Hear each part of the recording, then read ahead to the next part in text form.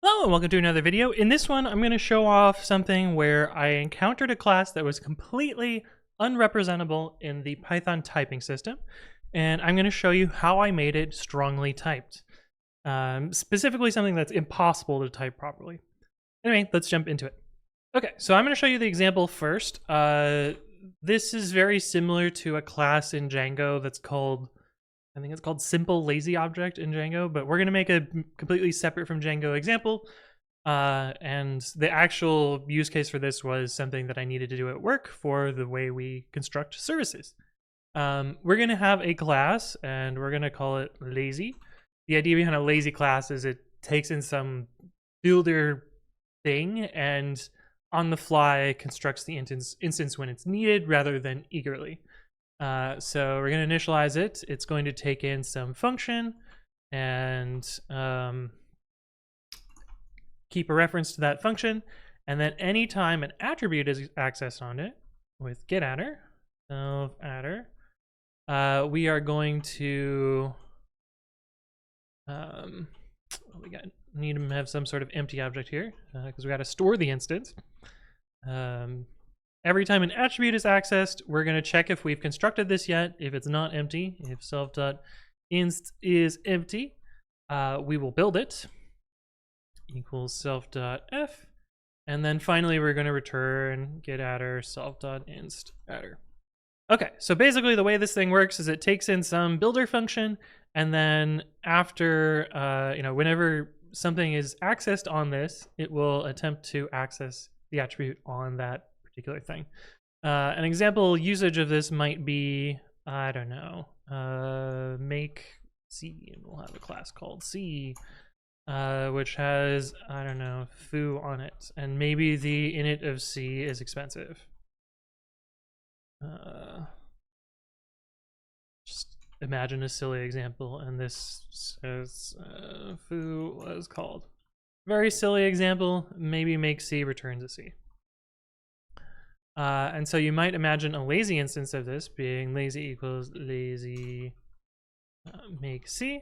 And if we just run this right now, it's not going to actually build C at all. You'll see that it does nothing, which is great.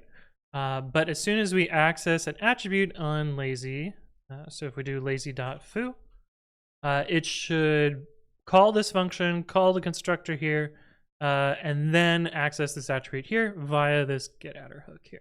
So if we call this now, you'll see that we've constructed it once and we call foo. If we call foo again, it won't reconstruct it. So it's only building this object once. Okay, anyway, that's kind of the background. So this is all completely untyped so far. Let's take our best effort at typing this. And so we would probably start by saying f is a callable. Just didn't need that. Oh, right. I was trying to go to the top of the file. From collections.abc import callable. I'm used to my other laptop keyboard. Callable is going to take no parameters and it's going to return some return value. That will have to be a type var, not from there. And of course, I'm not using the new syntax for this because I'm still in Python 3.10 here. But you might be able to, lazy R here, but we'll make this class generic on R. I did a video on generics and type R, so I'm not going to reiterate that here. Technically don't need to do this, but I like to do it anyway, where init returns none.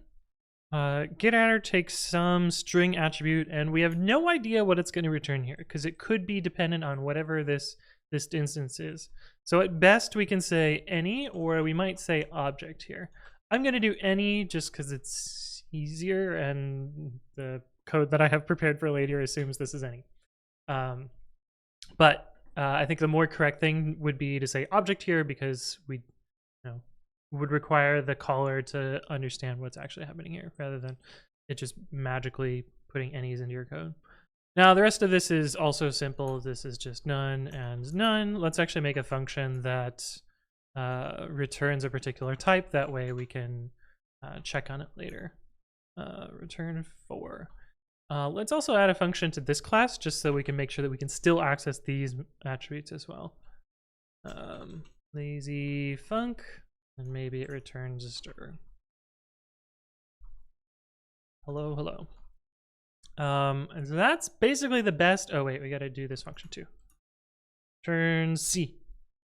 That's basically the best that we can do with typing this right now. And I'll show you some problems with this. So we know that f is supposed to return int here, but if we do reveal type on lazy.f, or if we do reveal type on lazyfunc, reveal type lazy.lazyfunc, Mypy will know what this one is, but it won't have any idea about this. It doesn't know that this is a proxy object to the underlying C type. Make virtual env and install Mypy. Ooh, early in the morning, so I'm not typing as well today, but that's fine. Install Mypy. And if we run Mypy on this, it should be happy with it. Oh, not happy with it. R is not defined. I just did T. Silly typo there. I forgot any as well. Cool. Okay, so the first reveal type on the function from our lazy function here, this one is known because it knows that the type of this is lazy. Put reveal type here. We can see that it knows what this is, but it doesn't know anything about these pass-through attributes, and that's because we define getAttr as returning any, and so Mypy knows that that's any and not actually the useful type here. It also means that if this were to like take a parameter, it doesn't know that this call is incorrect here. It's completely happy with this despite this always taking a parameter here. Let's actually put it in there just so that it doesn't crash later. So we're kind of stuck here. Like the type system just can't represent this. So what can you do in this case? Well, if you're using Mypy, you can make a Mypy plugin. Mypy has a fairly advanced plugin system. Well, I say fairly advanced, but there's a lot of stuff that you can't do with it that I think it should be able to do. There's not really that much documentation on it, so your best bet is usually to read this plugin.py file or to look at examples. There are some examples in Mypy itself. So like, for instance, data classes are implemented as a Mypy plugin. Functools, I think this is for partial, is a Mypy plugin. And so a lot of the sort of magical, more meta-programmery stuff are implemented as plugins in Mypy. Unfortunately, we can implement our own plugins to solve this particular problem here. So I'm going to walk you through writing the most basic, simple plugin to solve this problem. I'm going to skip, scrolling through this and reading it, and just assume that I've spent hours reading this document and found exactly the things that I need to make this successful. I'm also looking at my cheat sheet above to handle that. So the first thing that we're going to do is we're going to set up a Mypy configuration that is going to enable our plugin. And normally you would package this or put it in a namespace or something like that. We're just going to make a little local module that includes our plugin. And you just name the module name that's going to contain your plugin here. So we're going to make a lazyplugin.py, and we're going to start our plugin. The very first thing for a plugin, starts all the way down at the bottom, is a plugin callback, which is going to take a version string. We just don't care about that version string at all. I believe it's the Mypy version, but we're only going to support the latest because that's the easiest thing to do. And it returns a plugin type for your particular plugin. I forgot to include the base class of this, so after I said that, I believe it's in this file. It's a class called plugin.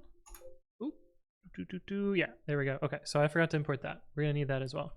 So let's actually call this my plugin because we're going to need from mypy.plugin import plugin as the base class here. And we're going to return a plugin type. This is the class that implements our plugin. That's my plugin. And you'll notice that these plugins have a whole bunch of different callbacks that you can implement down here. Yeah, like get function signature hook, get function hook, etc. These are hooks for you to write a thing that gets called with a full name and then can return a function which might replace or modify or give Mypy the actual proper type of something. And what we're going to be implementing is the attribute hook. it attribute hook, and this takes in self and full name as a string, and it's going to return back a callable.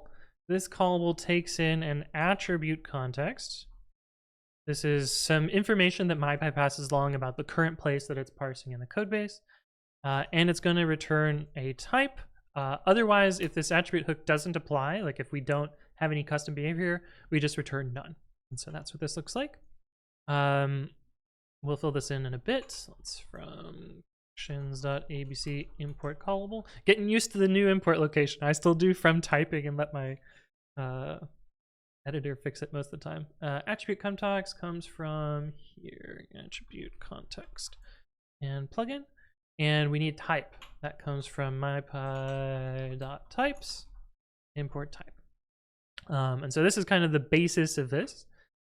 We need to figure out when we're returning this. So we know the full name of what's getting passed in here. We have a little file called lazy.py. That's going to be the module, or no, we call it t.py. Move this to lazy.py. We're going to specifically check for our attribute being in that class there. So the full name will look something like lazy.lazy.foo, for instance. And so we need to say if full name starts with lazy.lazy dot, then we can get the adder by doing full name.rPartition on dot. So we get the attribute name. We're going to pass this attribute name along to our hook. This is the only place that you have access to it consistently. So that's the easy way to do this. And then we'll do return functools. Dang it. Ignore that. It's my stream stuff. Lazy attribute, and we're going to pass along our attribute. We're going to implement this lazy attribute function. Lazy attribute, and this needs to match this signature here. CTX is what it's conventionally called. Context to type. And we'll implement that in a second. And then finally, we'll return none if we don't apply. So this is kind of the basics of a plugin. You're given a full name, you return a callback if you apply, otherwise you return none. And your callback can do whatever magic it needs to do in order to implement this. I'm actually going to show you what this does so far. We need functools.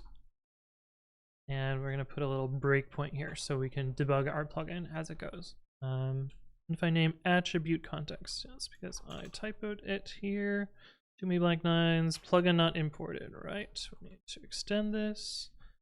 And good enough. Silly linting errors. All right, great. So we're going to actually run this now. And I'm using python-m here so that our plugin is on the path. Normally you would package this and do this properly, but we're cheating a little bit here. All right, so let's run Mypy on our lazy.py now, and it crashed. This is gonna be pretty common when you're writing plugins. You're not gonna get it right in the first place, and you're gonna get this internal error. This is actually really nice because you can show traceback and it will tell you what went wrong here. And we'll see here that lazy attribute got unexpected keyword argument adder. And that's because I copy pasted incorrectly. Yeah. And by copy pasted, I mean typed it out again. I was supposed to have the attribute here because this is what we're partialing in below so that we know what attribute we're accessing. Named only argument. Yeah, reasons. All right, cool. So now it's actually called our plugin and it's called our callback here. We have CTX, which is our context. And it's going to tell us all of the various things that get called through here. And so we'll see here what is the attribute it is accessing. It's accessing inst, which has default attribute type built-ins.object. Oh, right. We have to fix our empty type here since this doesn't actually gel nicely with the type system. The easiest way that I've seen, this is a singleton sort of sentinel object. The easiest way that I've seen to represent that is to make an enum of one size. Empty type equals enum dot enum of empty type empty, and then empty can be empty type dot empty. Now we also have to go down here and say that this can either be empty type or R. That way this has the proper typing here.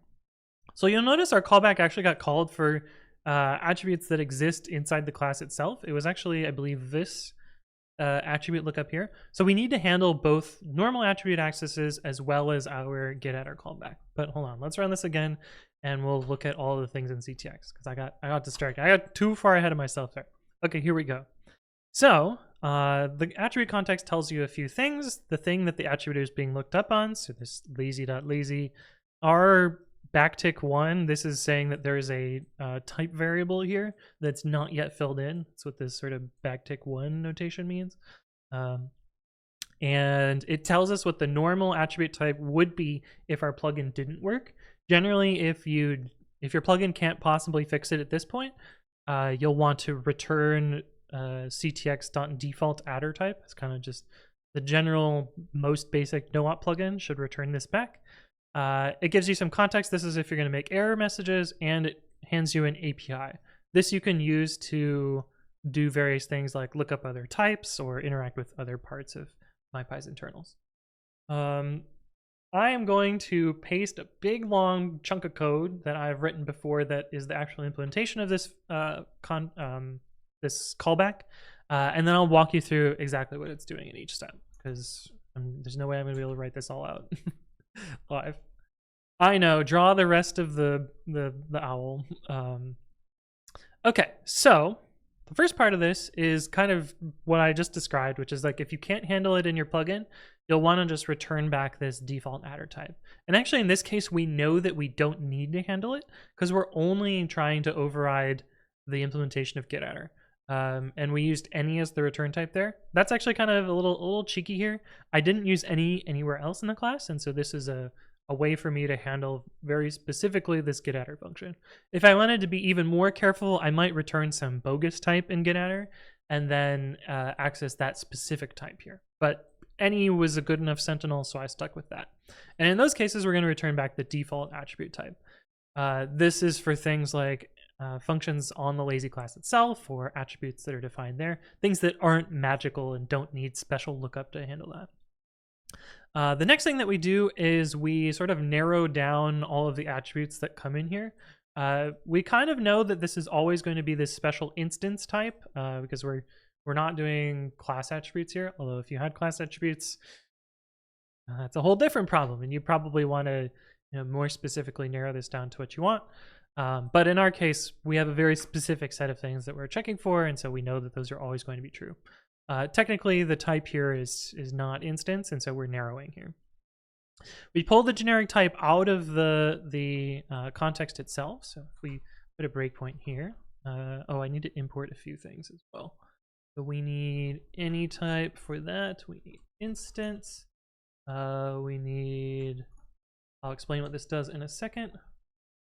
Most of the magic of this plugin is actually just in this function here. This thing does all the work that we need without us needing to do anything really tricky. Mypy.messages, import format type, and from mypy.errorcodes, import adder defined. So I'm actually going to comment most of this out for now, just to show you what we have working so far. And as I said before, oops, we need this default adder type to be our return type in the general case. And it's kind of our fallback there. But let's show what we have so far and run this. And we'll see we got ctx.type. This is one of the cases where it's being called on a concrete type. This is probably the call at the end. Actually, let's see what adder it is. Okay, it's the foo adder. And so we have our generic type here, so we know what we need to look it up on, and that's why this assignment is here.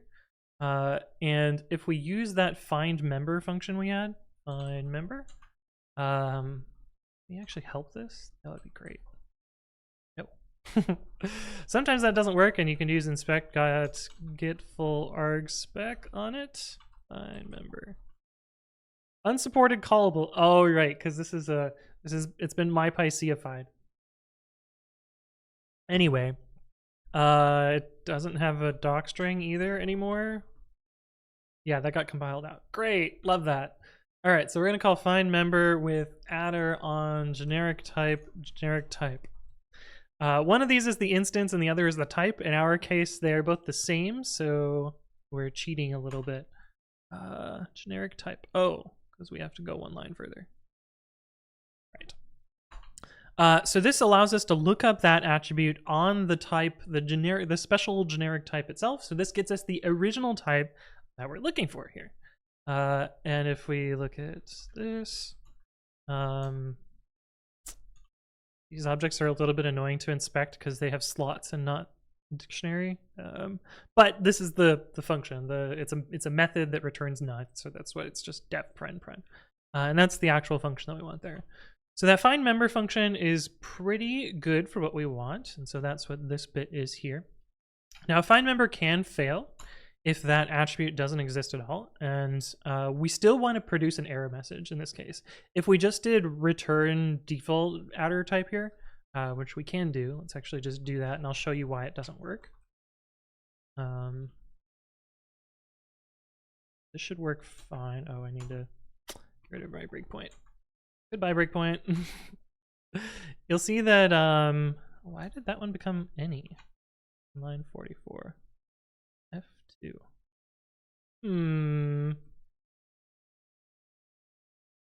Weird. Okay, that shouldn't have been any. That should have actually worked. Let's figure out why it didn't do that. But anyway, what I wanted to also show is that if we do lazy dot sum unknown, the current plugin doesn't have that checking for attribute errors, and so this is going to, it's just going to succeed even though it really should crash, and if we ran that at runtime it would crash. Now why did our plugin not do what I expected? Well, that's the glory of being able to debug this. We can put a, oh, because I left this in here. Oh, of course, that's why. But we should be able to run this now, and it should show us that we get int, which is the return type of that f function, and we actually get a nice error message here if we have some unknown attribute, because this attribute's not defined, and so we should continue to get an error there. Now, if I didn't do that, what I wanted to show before, we just comment out this error message here. Oh yeah, and even when you return an error, you still need to return a type, so that's why this still happens here. And Mypy will know to transform it into any and handle the error and all that other stuff. But yeah, you can see here, if we don't do that, it's any, and then we lose type safety there. But anyway, what I really wanted to show here is that we've built kind of a fairly straightforward, simple plugin. We can, access information about the type context that's available. We can make decisions based on it. We can produce errors. We can produce custom errors if we wanted to also. I just used a default built-in type error here. And this allows you to sort of extend a class or extend any sort of magical happenings in your program and make the type system understand the magic that's going on there. Now, I got really lucky with this particular plugin in that my magic was just forwarding types to this underlying generic, and I had easy access to the generic, and so it was very easy for me to write this particular plugin. There's a lot of cases where this is much more complicated. You can imagine things like Django models. Representing all of the magic of ORM is very difficult, incredibly difficult. But there are plugins out there that have started working on that, like Type Django's Django Stubs has a plugin for Django models and tries pretty hard to make that successful. But anyway, I want to show this off because I felt like this was something I've been meaning to make a video about, and I finally had a good example to make a Mypy plugin beyond the I have a Mypy plugin for work that does some other stuff, and this is basically the one that we rewrote today, but there's we add some attributes to our request class, and we change, force the signature to be a little bit different for some of the Django functions, things like that. We have a Mypy plugin for work stuff, my work alter ego. But anyway, hopefully you found this useful. If there are additional things you'd like me to explain, leave a comment below or reach out to me on the various platforms. But thank you all for watching, and I will see you in the next one.